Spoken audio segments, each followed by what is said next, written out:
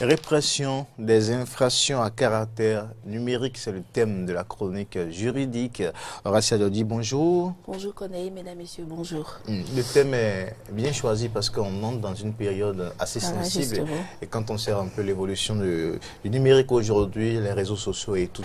Les informations partent rapidement. Voilà. Alors, donc vous nous proposez ce matin de parler des répressions. Répression des infractions à caractère numérique. Alors, quelles sont les infractions, ce type d'infractions qu'on peut... Alors, Corneille, mesdames, messieurs, le Bénin dispose désormais d'une loi sur le numérique. Cette loi en vigueur depuis 2018, une loi qui régit entre autres la publication sur les médias sociaux et les auteurs des propos diffamatoires sur les réseaux sociaux seront poursuivis désormais par les dispositions de cette loi. Alors vous avez demandé quelles sont ces différentes infractions.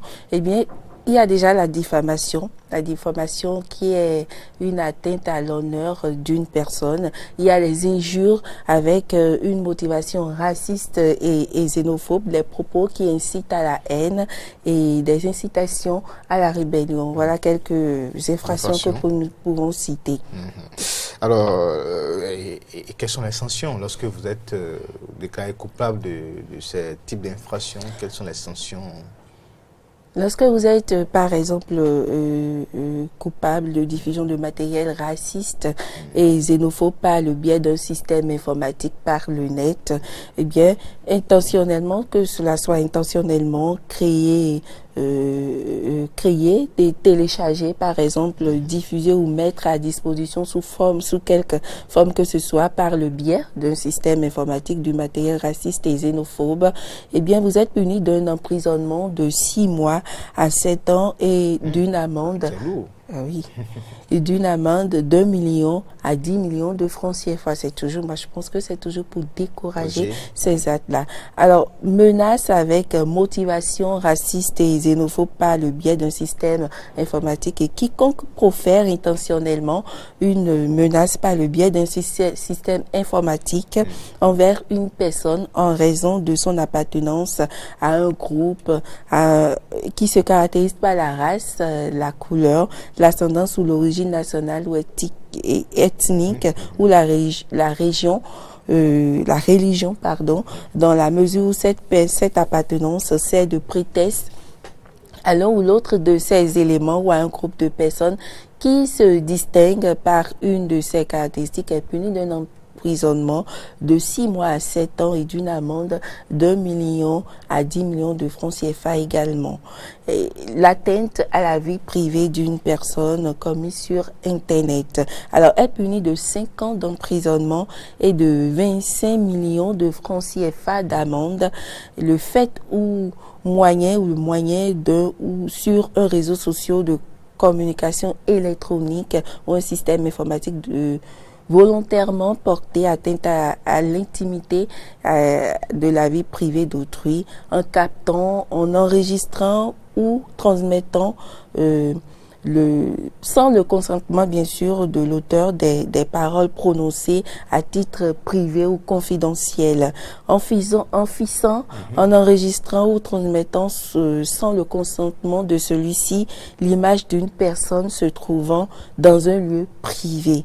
Lorsque les actes mentionnés ou présentés à cet article ont été accomplis ou vus et au su des intéressés sans qu'ils s'y soient opposés alors qu'ils étaient en mesure de le faire, eh bien le consentement de ceux-ci est présumé.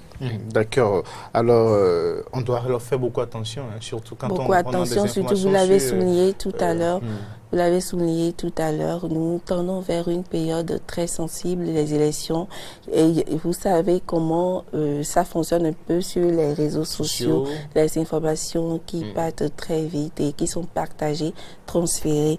Donc, il n'y a pas question de mettre le pour vous. Non, il n'y a pas question de... Vous serez en son temps aussi coupable ou bien complice Complice, auteur, co-auteur. D'accord. Alors, mais comment constituer la preuve pour ces différentes infractions? Alors, la mode, la preuve, l'écrit sous forme électronique est admis comme preuve au même titre que l'écrit sur support papier et possède la même force probante que celui-ci. Très bien. Donc, il suffit juste de prendre en compte, de considérer ce que vous avez envoyé comme message et cela suffit largement pour servir de preuve. Alors, les utilisateurs des réseaux sociaux... On aurait bien voulu avoir un élément pour étayer ce que nous venons de dire, mais malheureusement, l'élément ne passera pas aujourd'hui, ça fait à la prochaine fois.